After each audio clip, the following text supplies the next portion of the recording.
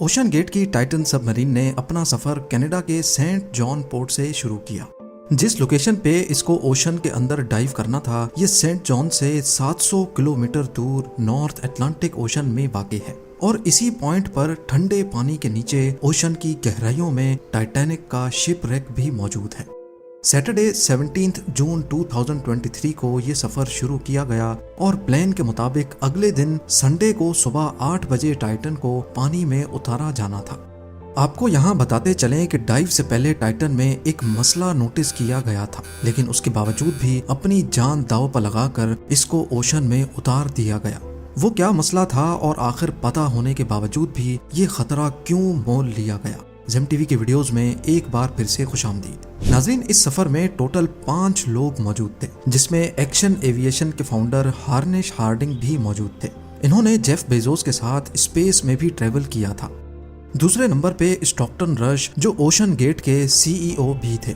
ये American company ocean tourism के लिए सबमर्सिबल्स फराहम करती है।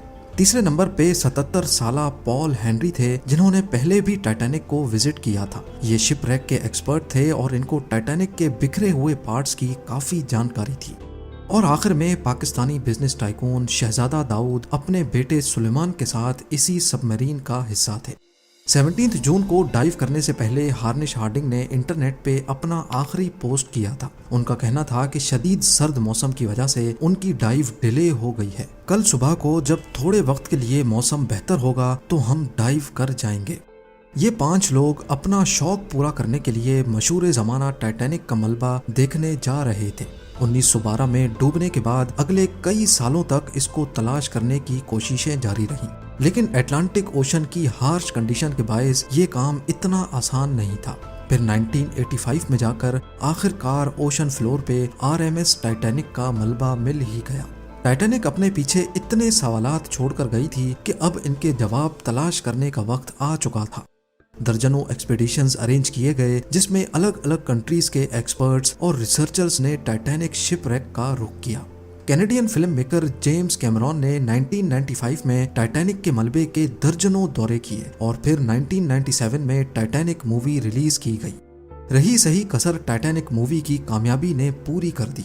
इसने इतनी धूम मचाई कि अब टाइटैनिक के मलबे को खुद जाकर देखना करोड़ों लोगों का ख्वाब बन गया। यानी ये काम अब सिर्फ रिसर्च के मकसद तक ही महदूद नहीं, बल्कि शिप रेक साइट पर टूरिस्ट भी जाना शुरू हो गए। कहा जाता है कि ओशन की गहराई तक जाना स्पेस में जाने से भी ज्यादा मुश्किल है और इसकी सबसे बड़ी वजह है पानी का प्रेशर। टाइटैनिक शिप रेक समंदर की सतह से 4000 मीटर यानी 4 किलोमीटर नीचे है। इस गहराई को इमेजिन करना हो तो आप बुर्ज खलीफा को देखें और समझ लें कि टाइटैनिक का मलबा समंदर में करीब 5 टाइम्स बुर्ज खलीफा की हाइट जितना नीचे है। इस गहराई में पानी का प्रेशर 5800 PSI होता है। ये उतना ही प्रेशर होगा कि इंसान के पूरे जिस्म पर नहीं, बल्कि सिर्फ 1 स्क्वायर इंच के हिस्से पर एक पूरा हाथी खड़ा कर दिया जाए। तो अब आप अंदाजा लगा लें कि एक सबमरीन में कितने स्क्वायर इंच होंगे और उस पर कितना ज्यादा प्रेशर पड़ता होगा। खैर, संडे 18 जून 2023 दोपहर को 12 बजे सबमरीन का सफर स्टार्ट हुआ। नॉर्मली टाइटैनिक तक पहुंचने में 2 घंटे लगते हैं, लेकिन 1 घंटे 45 मिनटों के बाद ही मदरशिप पोलर प्रिंस, जो के ऊपर वेट कर रही थी, उनका सबमरीन से राब्ता टूट गया। अगर 2 घंटे टाइटैनिक तक पहुंचने में लगने थे तो सिर्फ 15 मिनट पहले राब्ता टूटने का मतलब है कि सबमरीन टाइटैनिक के काफी करीब पहुंच चुकी होगी। समंदर की इस गहराई में सूरज की रोशनी पहुंचना नामुमकिन है और यहाँ हर वक्त इंतहाई सख्त अंधेरा होता है। इतनी गहराई में वायरलेस सिग्नल का टूटना एक नॉर्मल बात होती है, लिहाजा पहले इस बात को ज्यादा सीरियस नहीं लिया गया। ये पूरा ट्रिप टोटल 7 घंटों का था। 12 बजे से लेकर शाम को 7 बजे इनको वापस लौटना था, लेकिन जब शाम 7 बजे तक भी टाइटन से कोई राब्ता ना हुआ और ना ही वो वापस लौटी, तो अब ऊपर खड़ी मदरशिप में मौजूद क्रू के पसीने छूटना शुरू हो गए। Canadian research vessel polar Prince ने टाइटन की तलाश शुरू कर दी। 9:40 पे उन्होंने US कोस्ट गार्ड से राब्ता करके मदद तलब की। अगले दिन मंडे को US और कैनेडियन शिप्स और प्लेन्स ने पूरे एरिया में एक प्रॉपर सर्च ऑपरेशन शुरू कर दिया। उन्होंने सिर्फ समंदर की सतह पर ही नहीं बल्कि सोनार स्कैनिंग की मदद से पानी के अंदर भी अपनी तलाश जारी रखी। इस एरिया में जो कमर्शियल वेसल्स थीं उनको भी ऑर्डर दे दिया गया कि वो अपनी आंखें खुली रखें। अगले 2 दिनों तक ये तलाश जारी रही, लेकिन टाइटन का कोई अता पता ना चल सका। लेकिन फिर एक उम्मीद की किरण नजर आई। वेडनेसडे 21 जून को सुबह 6 बजे सर्च टीम को पानी की गहराइयों में से कुछ आवाजें सुनाई दी। ये आवाजें अंडर वाटर रेडार्स की मदद से सुनी गई थी। फौरन आरओवीज को आवाज की डायरेक्शन में भेजा गया, लेकिन इस बार भी टाइटन की कोई खबर ना मिली। अब टाइटन को हमेशा हमेशा के लिए खो देने का डर बढ़ता जा रहा था, क्योंकि सबमरीन में जितना ऑक्सीजन था वो सिर्फ 96 घंटे या फिर 4 दिनों तक का था, और इस वक्त तक 4 में से 3 दिन गुजर चुके थे। लेकिन यूएस, कनाडा और फ्रांस की सर्च टीम्स ने हिम्मत नहीं हारी। थर्सडे 22 जून को दोपहर 12 बजे आरओवीज को टाइटैनिक के मलबे के पास भेजा गया। वहां पहुंचकर जो देखा गया वो वाकई दिल दहला देने वाला मंजर था। 3:48 PM पर आरओवी, जो कि टाइटैनिक के मलबे के पास पहुंच चुकी थी, उसने टाइटन की दुम का एक हिस्सा टाइटैनिक से सिर्फ 1600 फीट दूर पड़ा हुआ देखा। जो देखने गई थी टाइटैनिक के मलबे को, अब उसका मलबा ही पूरी दुनिया में हेडलाइंस बन गया। इसका सिर्फ एक ही मतलब है कि सबमरीन पानी का प्रेशर बर्दाश्त ना कर सकी और समंदर की गहराइयों में ही फट गई।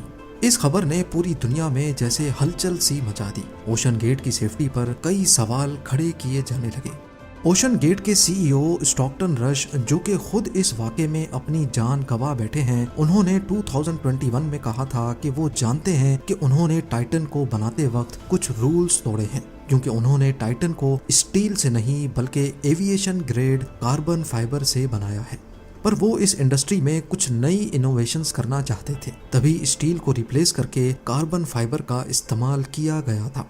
पहली बार लॉन्च से पहले टाइटन को 5000 से 10,000 PSI के प्रेशर पे टेस्ट भी किया गया, जिसमें वो पास हो गई थी।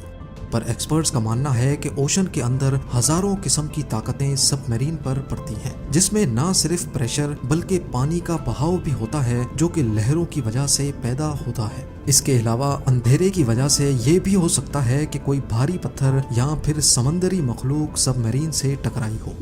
कुछ भी हो, टाइटन की तबाही की एक वजह तो इसका कार्बन फाइबर का हल था, लेकिन दूसरी वजह इसमें पहले से मौजूद क्रैक्स भी थे। जी हाँ, टाइटन सबमरीन 2019 में कार्ल स्टैनले नामी एक बिजनेसमैन को भी लेके गई थी, और उस वक्त भी उसको ओशन गेट के सीईओ ही ऑपरेट कर रहे थे। कार्ल ने बताया कि उस सफर के दौरान जब वो नीचे जा रहे थे तो उनको टाइटन की बॉडी में से क्रैकिंग की आवाज सुनाई दी थी। One point, I was actually even able to drive the submarine towards deeper water by the sound of the cracking getting louder. उस वक्त उन्होंने इस आवाज पर ज्यादा ध्यान नहीं दिया, क्योंकि उनको ओशन गेट के सीईओ, जिन्होंने खुद ये सबमरीन डिजाइन की थी, उन पर पूरा भरोसा था।